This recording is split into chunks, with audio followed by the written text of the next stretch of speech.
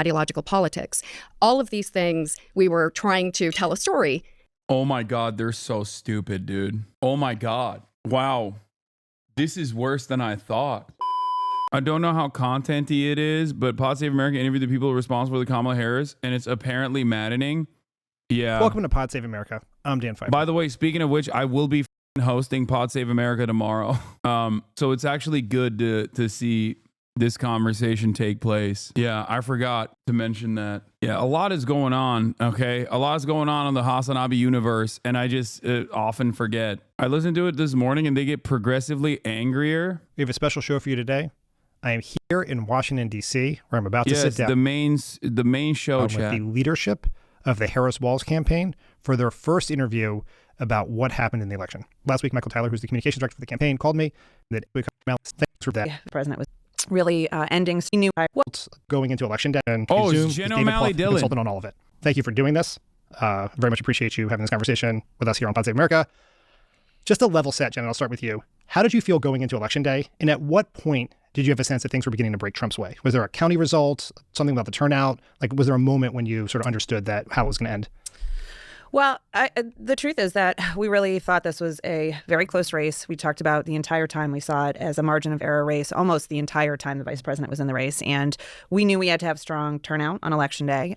We saw early vote really ending strong for us and saw, the types of voters we wanted to see turn out. But, we expected this to be close. We also expected that Florida was going to come in a bit redder. Virginia, we knew was tracking to being, that we were going to be ahead, but that we would be ahead by less than we were in 2020. So we were expecting to see that when we saw that.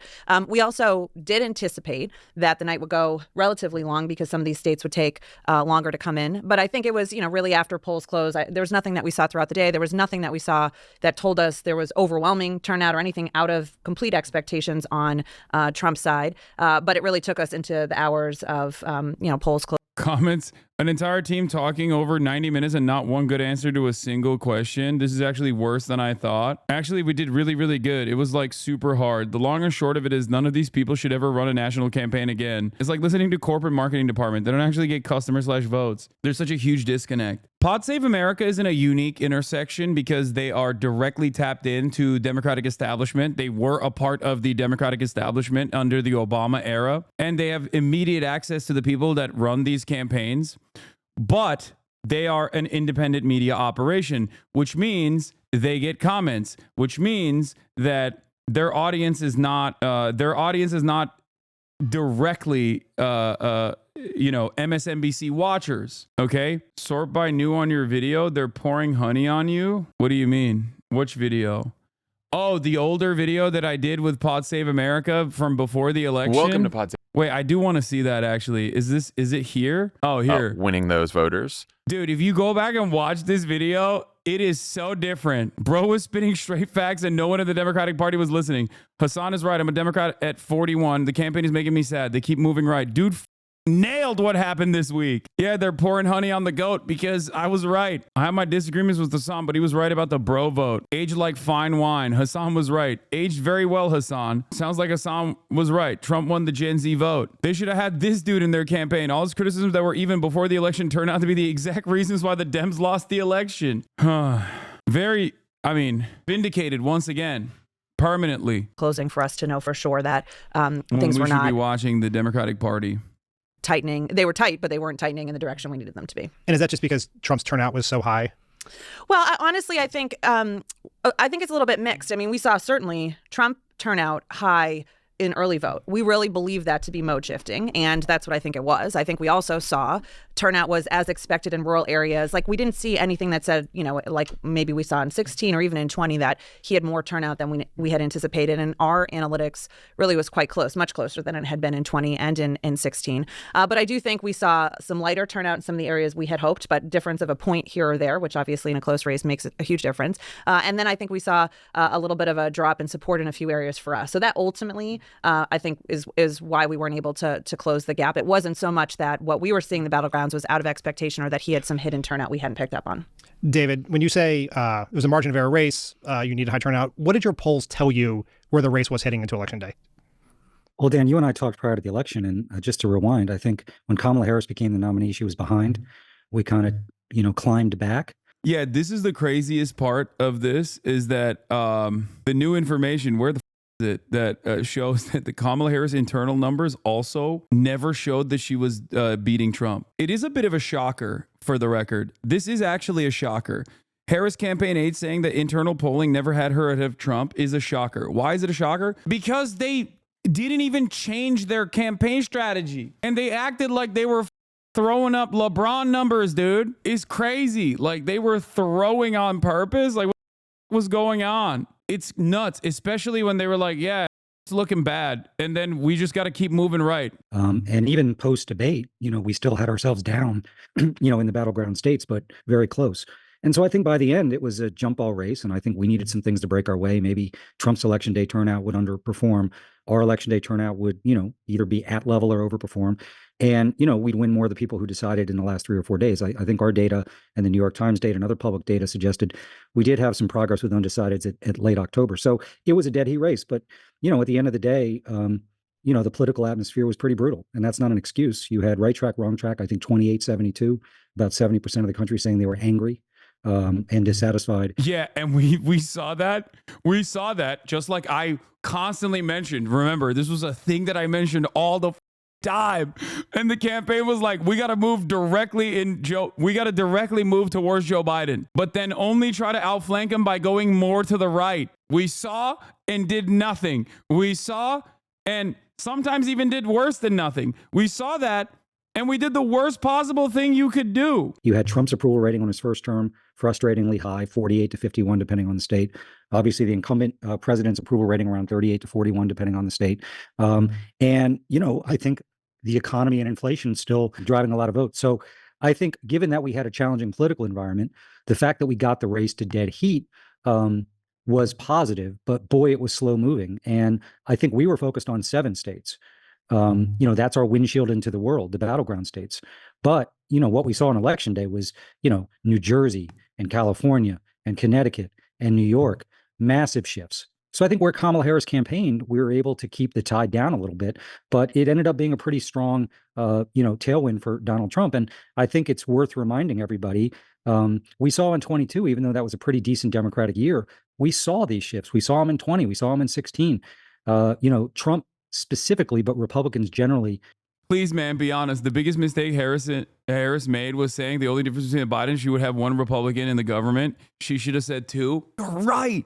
You're right. Americans obviously were like, actually, how about all Republican members of the cabinet? That's what they voted for. And that's the only method to win. That's the only way that we can win. We have to become Republicans. We just have to be Republican. We are the real Republican Party. Please vote for us. Why is nobody voting for us? Yes. Improving their vote share amongst non-college voters, particularly non-college voters of color.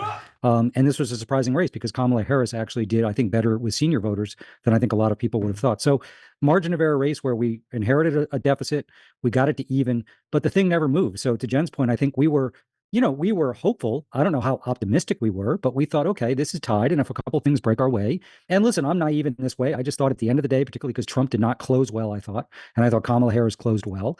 Trump was reminding people some of the things they don't like about him, that might give us what we needed.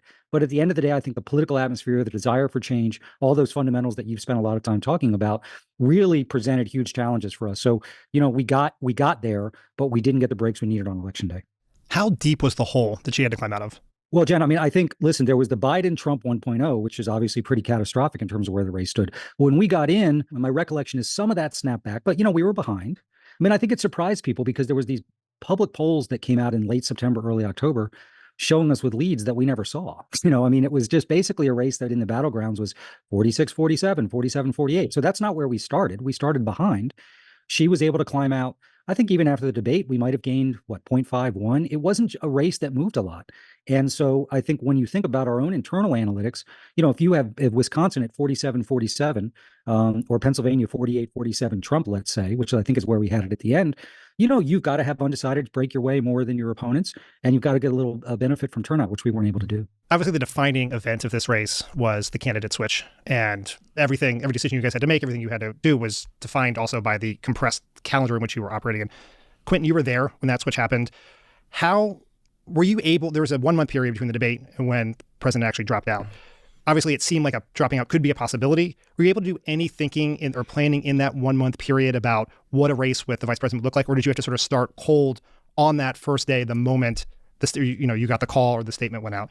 I mean, we started cold. There was no planning involved in any other candidates. I mean, we were honestly in crisis management mode of keeping President Biden in the race, convincing, Democratic allies that he could still do this. And one of the things was trying to keep the president out on the road as much. We were still doing everything we could from a campaign, and he made the decision that he did not want to continue on. And he pulled some of the senior leadership together and said that he was going to be with the vice president. It also wasn't anything that our team took for granted to just say, okay, she is the nominee.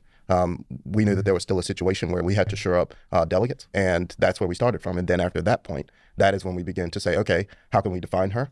Also, Trump's favorabilities numbers were creeping up, as Pluff said, and we had to do something about that as well. And so it was a lot of walking and chewing gum at the same time, but there really was no sort of contingency planning to turn the race over to her right after that debate or at any point until President Biden definitively said he wasn't going to continue on. If I ran this campaign, I'd never show my face again. Why are they admitting this? Because they're going to get rehired. That's why. What do you mean? They've literally, these people, maybe not so much, but people who are attached to the campaign as consultants have been non-stop going on CNN and all of these other outlets to talk about how it was trans people that cost them the victory over and over again. They only get to be shameless. They only get to be shameless because people let them, okay? That's it. The Democratic Party consistently entertains and also elevates losers, okay? Because their goals overall is to maintain the status quo. God forbid that they disrupt the status quo. Did you just say it's literally people who are running the campaign saying that? These are the people who are responsible for the campaign, yes. But other consultants that have also been that have played a formative role in the campaign have been endlessly going on CNN and defending their positions by saying we did everything right and the voters were either too stupid to recognize it, which is, something that is if you say that out loud as a campaign person, like consultant, you should be fired permanently. Or saying that it's because we were just like too pro-trans or too Latinx adjacent. There is a real crisis of talent in, I think, the Democratic Party. And it is, it's kind of like police. There's a culture of, it is a culture of hiring and elevating losers over and over again. Stephanie, I think what probably surprised a lot of people in politics was the vice president was a largely unknown quantity to much of the electorate. Mm-hmm. So you guys, had, under a very short time frame, had to do two things. As Quinn said, you had to teach people about her and also make a case against Donald Trump, who had just come off, he was at an all-time high, come off the assassination attempt, the debate against the president. In terms of messaging, how did you think about the balance between the two? Well, the first thing we had to do is put on a convention, and we had about 3 weeks to flip a convention that was being built around Joe Biden. So which is why we didn't flip the... By the way, these are, ironically enough, every single person here, I'm pretty sure, is also, or was also a Joe Biden campaign strategist. So that's the other part of this as well. Kamala Harris did not have her own staffers. She has had a lot of turnover on her end, historically, even when she was vice president. So, with the exception of Pluff, most of the people here are, they were already on the Joe Biden campaign. So if you're wondering why, they have this perspective, and if you're wondering why they might not even like shit on Joe Biden too much, that's the reason. Because that's the one like acceptable liberal take that I'm on board with, which is like if you blame Joe Biden. Because there is truth to that, okay? There is at least truth to blaming Joe Biden because he does share a significant amount of the blame, a significant amount of the responsibility, not dropping out, not gearing up for being a transitional candidate and propping up a VP pick that could have potentially won. Even Kamala Harris, if you wanted to do that with her, like he didn't do that at all, and not dropping out until the very last moment, until he was forced to do so. Like these are all massively consequential decisions that absolutely played a formative role in Kamala Harris's defeat. But the former Biden staffers are not going to say that either, especially because they worked on that campaign too. We were able to flip it, to fit this very new character of a different generation, different experience, different background. And looking at the data at the time, which Jen and Pluff and Quentin have all talked about, she had a huge deficit in favorability because either people didn't know about her or what they did know about her was based off of negative media. So our first priority was to define her in that convention, fill in her bio. As part of that, we already knew how to do the negative on Trump, and we knew that there was a lot of Trumpnesia out there. People didn't remember the 4 years of the Trump administration that badly because they had been through hell. They had been through COVID, both under his watch and under President Biden's. I'm putting aside a lot of the details of who's at fault and what Biden did to dig us out and all of that. And then they had to deal with inflation. So they had been through hell. So looking back, you remember a previous time much more fondly because you've now think that you've gone through the worst. So we had to remind people what life was like. That was our second imperative. And then the third imperative as part of the convention and leading into the remaining days of the campaign is what's that choice? What are the two very different visions between Trump and Kamala Harris? So the convention, it demonstrated a lot of enthusiasm for Kamala Harris, a lot of freshness, future-oriented, bringing a variety of coalitions together. We had independents, Republicans, Democrats, business leaders, sports figures. What about the progressives? Independents, Republicans, Democrats, business leaders. Everybody coming together around. Oh, no mention of the progressives. Okay. That's, maybe that's a problem that this does not factor into your equation at all. Perhaps that could be one of the major reasons why y'all f***ed up. A new way forward and finally turning the page. So, through the rest of that campaign, our next thing was the debate just a few weeks later. And I think it's really embarrassing to say we were trying to build a big tent with Republicans when Kamala Harris lost a greater share of Republican votes than Joe Biden did with an objectively Joe Biden had an objectively more progressive campaign. All right, let's continue. It was boom, boom, boom, all the way through probably early October after the Walz debate that we had to move through these things so quickly. Once we got through all of that, then the race started to gel. And to the extent people were open to remembering what life was like under Trump, we were trying to fill that in. To the extent people had questions about Kamala Harris, we were still trying to fill that in. So in 107 days, what typically takes us a year and a half, 2 years in a presidential campaign, we were defining someone who was wholly undefined from the start, trying to remind people about the opponent and what life was like underneath him, and also take into account what the political environment was and the realities that we had to deal with, which, she was the incumbent, but she really wasn't the incumbent. People didn't know that much about her. The economy was still slightly getting better, but we couldn't really take credit for it. I like that the people tasked with defining a candidate that was not previously defined are talking about how they failed to do that, but in a way where they're not taking responsibility whatsoever and simply just going, yeah, we couldn't market this product. And it's like, dude, your job is to market the product. You're talking about your incompetence in marketing the product while saying, well, this is unmarketable. She's still saying the economy was rebounding. This is a thing that I kept repeating. The economy in 2016 was quote unquote fine. Okay. And it seemingly was not fine for a lot of people, so much so that they wanted to take a sledgehammer to these institutions. Clearly, they did not consider it to be fine back in 2016 when they voted for Trump the first time. It's especially not fine now. We were in a bit of a crossroads trying to figure out what that October messaging and closing messaging would look like. Pluff, there was a sort of a debate outside of your campaign that the primary and most important thing to do was to educate voters about Kamala Harris, and that voters sort of knew all they needed to know about Trump. I take it you guys disagreed with that analysis and you felt a need to at least knock his numbers down a little bit. Is that right? Of course. I mean, that is nonsense. So first of all, back to where the question you were talking to Stephanie about. Kamala Harris started this race, if I recall, with favorable 33 to 35. She ended it at 48. She actually ended the election with a higher approval rating than Donald Trump. I'm not sure someone's won the presidency with a lower approval rating. So I think as people got to know her, they liked her. I think her approval rating now post-election is north of 50. That was really hard work. And I will say that, think about if Kamala Harris had come out of a process that was traditional, running in and winning a primary. So maybe become the nominee March or April. You spend a month, 6 weeks on your biography. You keep coming back to it. You define the Trump first term. You raise the stakes of what a Trump second term would be like. You have like a month just to run paid advertising on things like housing. Bro, they didn't even do that well enough. They didn't even remind people of how it was when Trump was president. They didn't even do that well enough.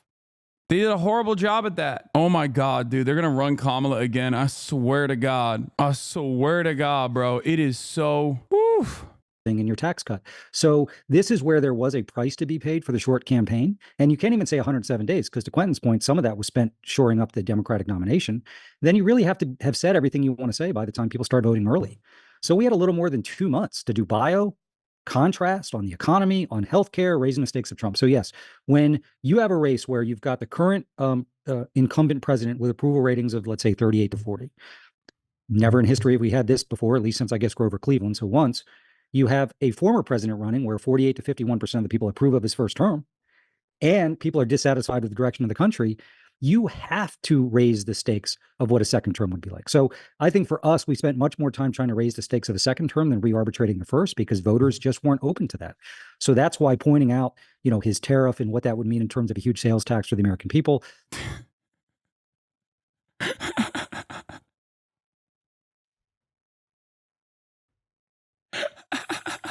That's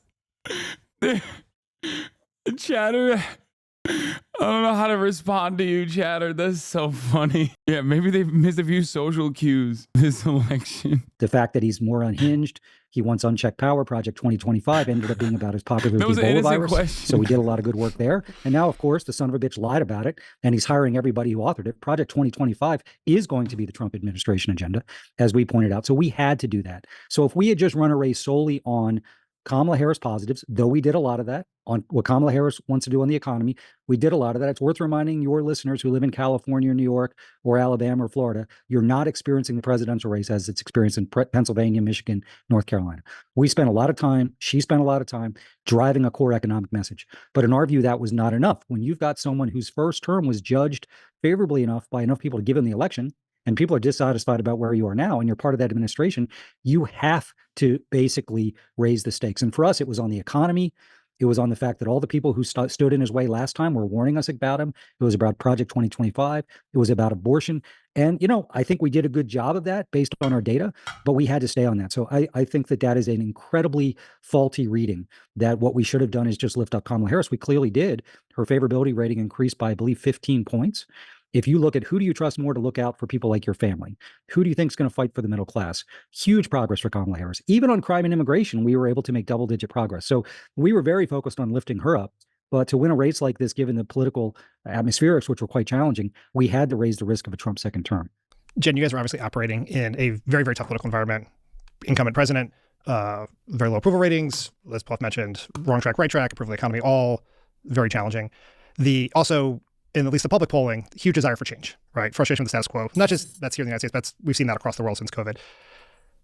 Challenging place to be if you were the vice president to the unpopular incumbent president. Felt like much of the convention, as Stephanie mentioned, was trying to make her a change candidate, talk about turning the page.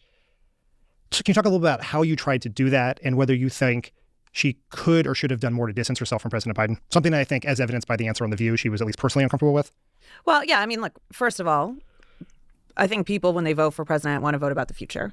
And they saw in the vice president someone they didn't know a lot about a background. So, who she was, what she stood for, what she did as vice president. So in every step of what we were trying to do, we had to tell a pretty robust story in one ad or one policy rollout or one event that you don't often have to do because of the time we were in.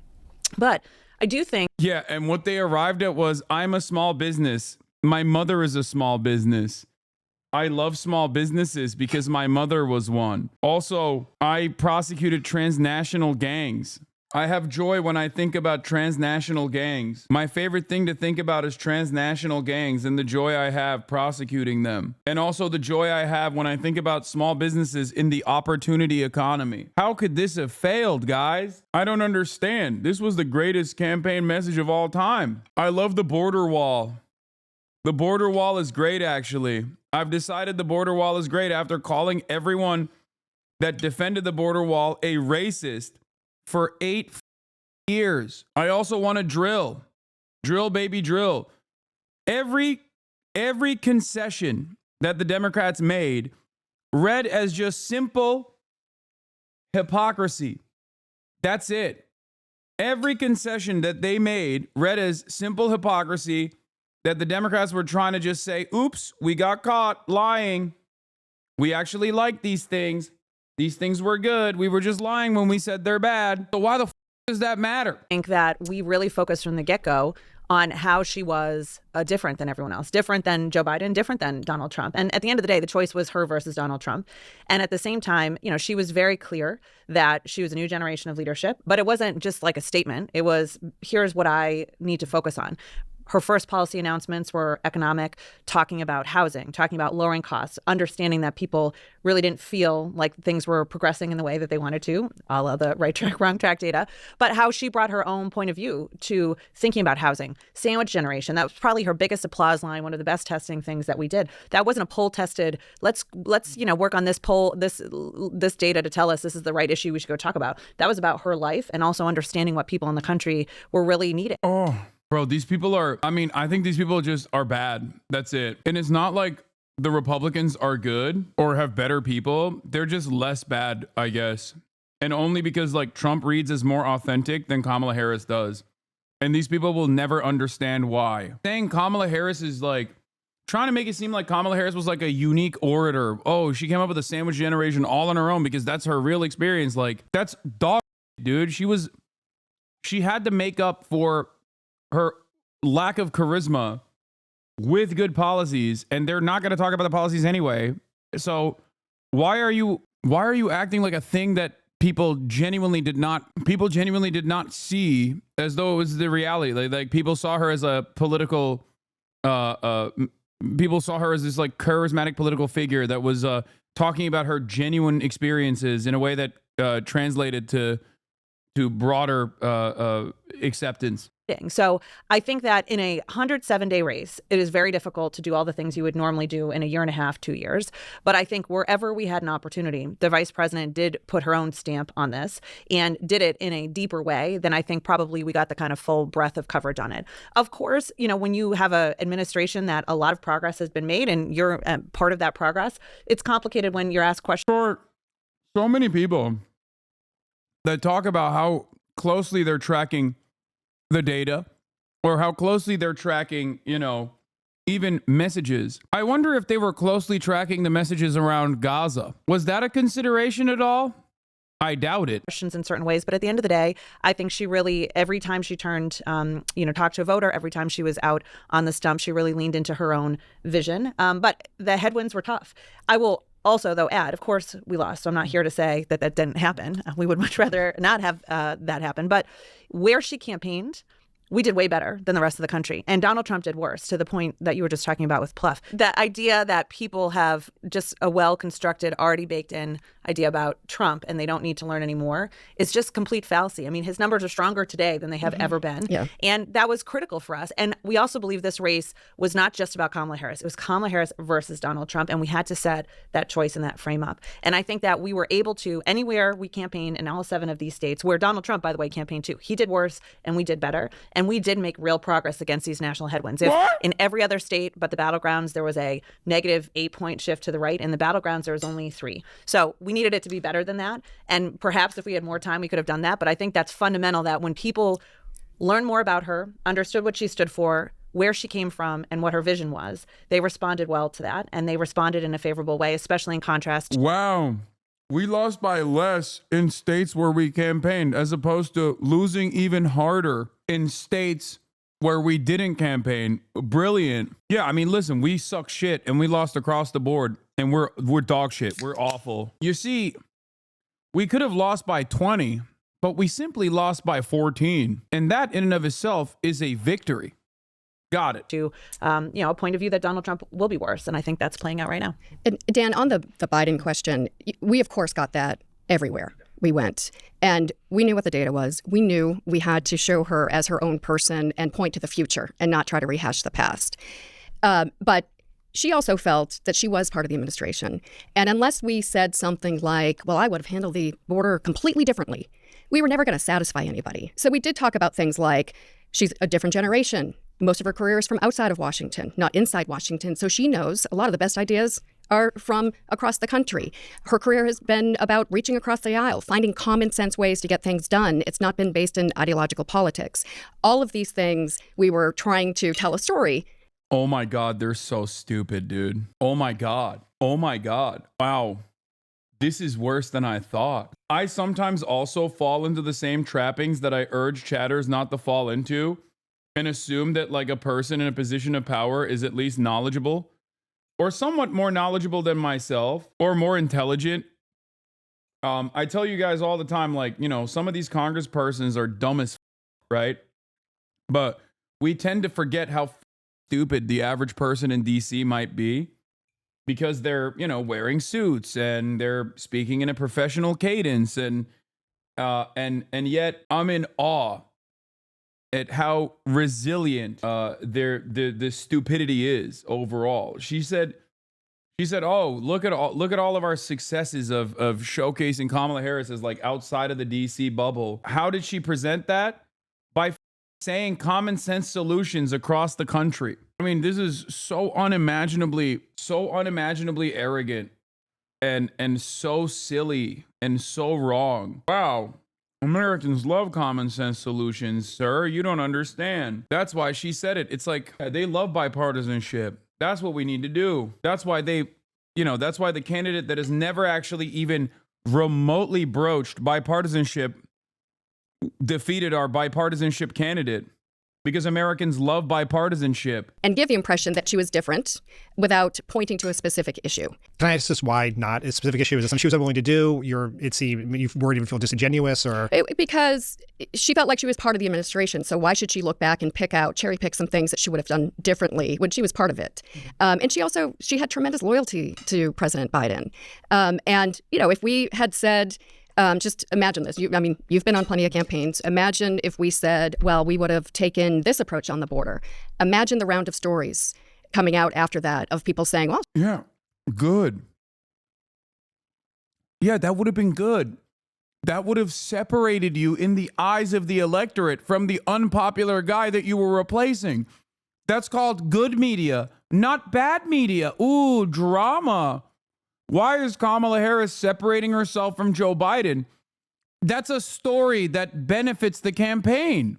Wow. That kind of publicity would be good. well, she never said that in a meeting, or what meeting when she said this, or I remember when she did that. And it wasn't going to give us what we needed because it wouldn't be a clean break. It would be, days upon days in a limited time window that we had. You know what's really stupid about this? They did not in any type of way feel uncomfortable with Kamala Harris distancing herself from her very public declarations from 4 years ago. But God forbid she distanced herself from the guy that made the situation so dire that you had to substitute yourself in his place to run for president. They have no issue distancing from progressive policies that she had, quote unquote, fake championed, her own platform that made her look like a buffoon, a hypocritical phony to those who even pay close enough attention. The only ways in which she was able to distance herself successfully from Biden was when she was hugging and kissing and sucking Liz Cheney and Dick Cheney. Ridiculous. Of dealing of who, what, when, where. So the best we could do, and the most that she felt comfortable with, was saying, like, look, vice presidents never break with their presidents. The only time in recent memory is when Pence broke with Trump after Trump stormed the Capitol. So Biden's they call that the murder exemption. If the president tries to murder you, you can break. Yes. If you are, ripping up the Constitution, trying to overturn an election, people die, then you could break with your president. But absent that, vice presidents stick by their presidents. And she wasn't willing to, change that precedent for whoever the future president-vice presidential partnership would be, because it would mean a whole, different set of. Yeah, we must not break norms. Excuse me. I love the rules and the norms. I am the norms abider. I am the rules and norms respecter. We must not break them. Okay, then why the f*** is Kamala Harris running for president? Why is Kamala Harris president then? Running for president. She didn't become president. That was a violation of the norms. problems as if we don't have enough problems in our democracy right now. So unless we were willing to say, Biden said green and she said blue on any particular issue, we were never really going to satisfy that. So our focus was, let's look to the future. Let's describe her and her approach to things. Let's use policies, future-looking policies, to demonstrate that difference. But in the end, we've all seen the data. Too many people thought that you'd be a continuation, which on the economy was, the incumbent killer. Quentin, in the post-election analysis, there's been a ton of focus on the very ubiquitous trans ad that the Trump campaign spent tens of millions of dollars on.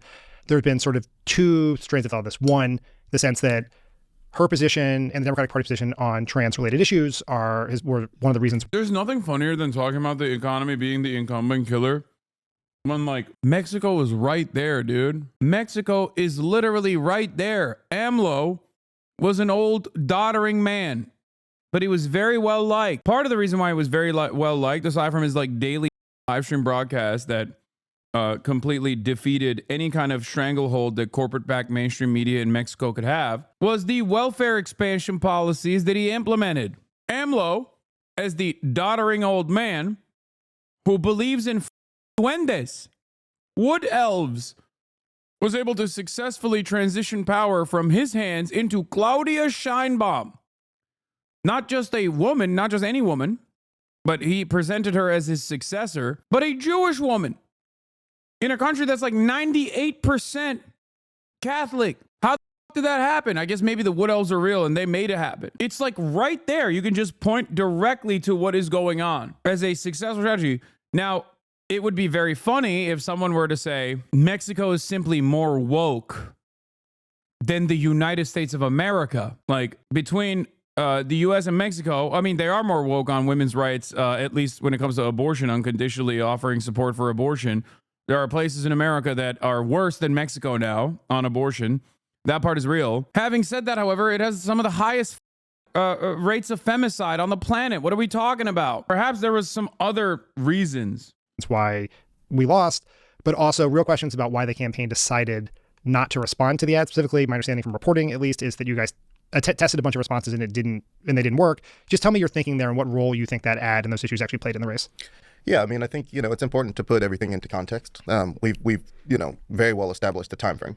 And it's honestly a lot shorter than 107 days, but we had three core objectives to the paid media. It was to define the vice president. It was to defend her on incoming attacks, and a lot of these attacks have been baked in for the past 3.5 years. While she was the vice president, they were attacking her. She was at negative 20 something on immigration. We got that down to negative 10. Trump had a positive 22-point advantage on the economy. We got that down to 7. And we had to respond to those things. And when you sort of looked at the core issues, aside from the attacks, trans issues are just at the bottom for voters. The economy, inflation, crime, immigration are the top issues. They were also some of the issues that she was getting attacked on. And to the element of sort of defining her and doing it in a way that sort of fit within what you're trying to do, there's a direct approach that you can take to anything, and then there is an approach that you can take that accomplishes 2 of the 3 objectives. A lot of the stuff that we did, such as talking about her prosecutorial background, and then saying that she went after transnational gangs, cartels, it was to push back pseudolly on the immigration attacks that were coming at her, as well as credentialing her background on things that were absent and standalone of the. Yeah, that shit really did numbers, man. You guys banged on that. Everybody loved when she kept saying she prosecuted transnational gangs. Biden administration, we did a lot of stuff about her record as AG, her record as a prosecutor, not as vice president, because it also allowed her to stand alone separate from the Biden administration. On the trans attack, obviously it was a very effective ad at the end. I ultimately don't believe that it was about the issue of trans. I think that it made her seem out of touch. And it was sort of a pseudo-economic ad underneath it, because he was saying you're going to pay for it with taxpayer money. And it was in her own words. And that's something. But we tested a ton of responses to this, direct responses. And none of them ever tested as well as basically her talking about what she would do, to Jen's point, the future, the type of president that she would be. There were elements of it where we did try to say, and we put ads on television. Dude, the only reason why that kind of shit is even remotely effective when it's not, in the same breath, this dude literally openly admitted that trans issues are the bottom of people's priorities. That means they are also the bottom of transphobes' priorities as well. They don't give a which means all of this is a distraction, and it's only an effective distraction if you don't have any campaign messaging that the Republicans are more focused on dismantling. Say you are in support of Medicare for all, and then watch the Republicans try to land attacks against that. Be like, it's socialism. We focus tested it. There were no answers. It's like, yeah, because you're not offering adequate answers to the "they care about they them not you" ad, which people still think is a banger ad. It's so stupid. It only worked on the Democratic Party staffers and I guess the consulting class and those who are over at CNN and shit. That was not a good ad at all. Nobody gives a about trans people. The most effective counter to that is to go, really? You think trans people are the reason why your egg prices are so high, you idiot? That's all you got to say. I didn't realize all landlords in America were trans, okay? I didn't realize that, like, your boss, every boss in America is trans. Every corporate executive is trans or an undocumented migrant. Problem is, they love the corporate executives. They love the bosses, and they love the landlords, so they can't say anything about them. It's so dumb. You should have just said, this hyperfixation on trans people is weird as they're your neighbors. Nobody cares about this.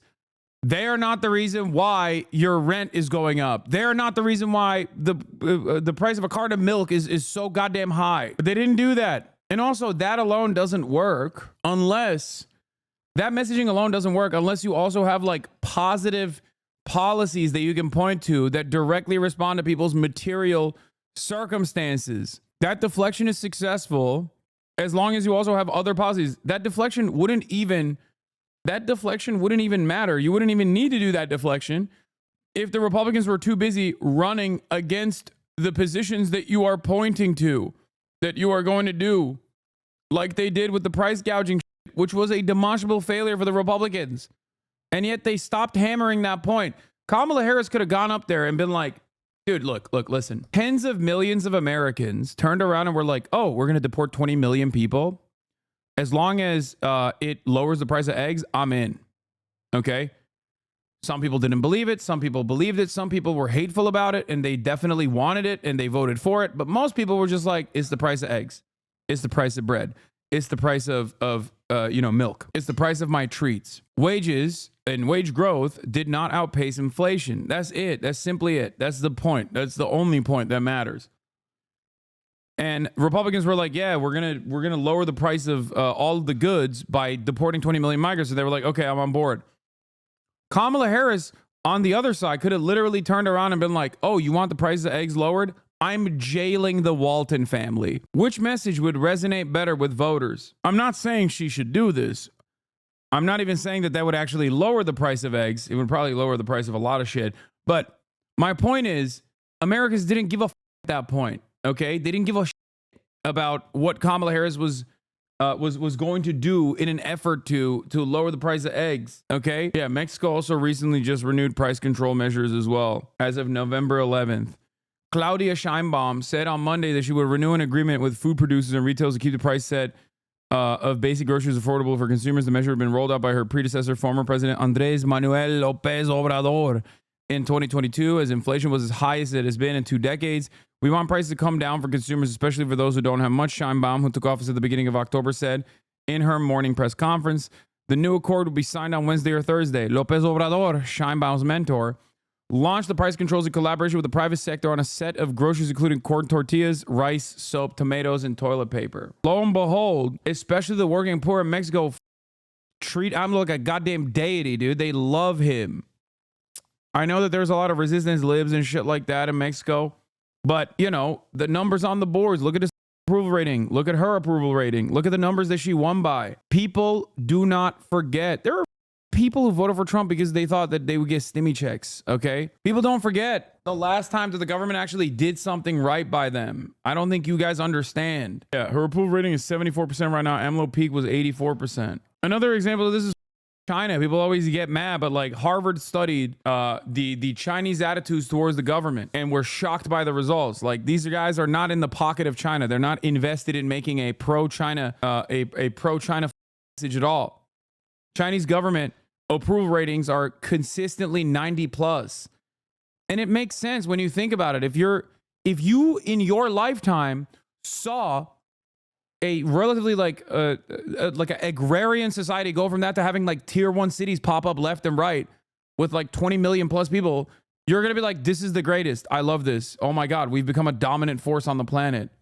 Why wouldn't you be happy in that situation? Of course you would. It's like not that difficult of a concept to grasp unless you're a dumbass American and you forgot what democracy is supposed to be about. Now, I'm not even saying that about China in general. I'm just simply saying that governance, good governance, and democracy is supposed to be about offering things to your constituents.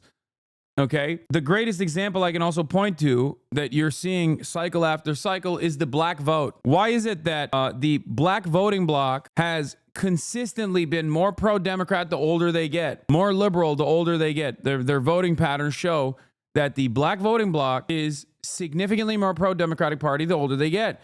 It's because they remember the last time the Democrats actually expended political capital for them. That's it. And the further you move away from the Civil Rights Act, like the further you move away from that time, generationally speaking, the more people move away from the party. I think it's the same with queer people still being so in the pocket. We still remember 2014. Yeah, but that's like impossible to contend with for a lot of people. Americans are so cynical about the way they analyze politics that they literally think it's actually bad when a politician, quote unquote, buys votes. That's called politics, man.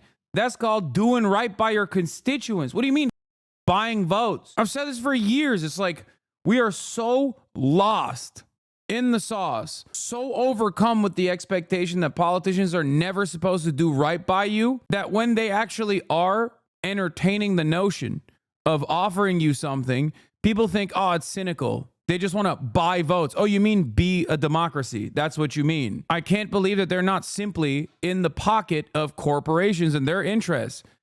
There's something wrong here. It's like, yeah, there is. There's a lot wrong here. Let me tell you. Holy moly. Of her saying, you've seen all the negative attacks against me, and try to bottle it up, because I also think you have to think about the entire sentiment when you're running a paid campaign. And the trans ad, I think because of the content, a lot of people felt like it was much bigger than what it was. But to put that into context, Team Red, meaning Trump and all the super PACs that were spending on Trump's behalf, that was 7% of their total ads was on that issue. Was that specific? I think it was two ads, right? Yeah. There was the original, and then there was the one with Charlemagne. Yep. And it was all Trump. So Trump spent, 37% of his, 200 million on that ad, but Trump wasn't the only spender. We were getting hit across the board. And so you have to take into account what all the super PACs are doing and play off of that. And I think that's what Trump was doing. His super PACs were hitting us on the economy, immigration, and crime. And Trump even started hitting us on immigration. And I think the veracity of which we came out of the gate and responded to that, they weren't expecting that from us. And then they backed off of that. And at that point, they started going into it. And so it is easy to say with the kind of resources that we raised, we should have been able to do everything. But that's not the case. You have to make decisions in the time frame that we were in this race. We had to choose. And we chose to focus more of our attention. Bro, you had $1 billion that you raised in like a week. What part of this analysis is Liz Cheney? Where does she come in?